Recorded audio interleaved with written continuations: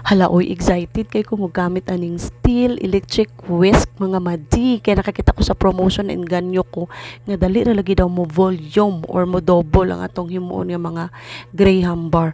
Unya, kay na timing man pod nga maghimo man ko karon og coffee crumble nga flavor. Sumo na, sa pamayatong langayan, naghimo na dayon ta. By the way, sa personal ni mga madi, gamay ra ni siya pero fit kaayo sa ato ang mga hand mixer.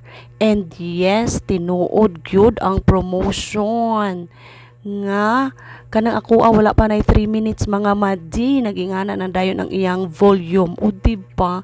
So sa mga kaparehas na ko din naghimuhimo og mga Graham bar, grab na ninyo ni kay barato ra kaayo, wala ra nag 100 akong gibayaran ani, apil na ang shipping fee o diba. So pa man yung gilangayan kay ang link na ara man sa comment section pag pislit na kay basing maabta na mo mahal na ni siya kay musikat na, sige ka.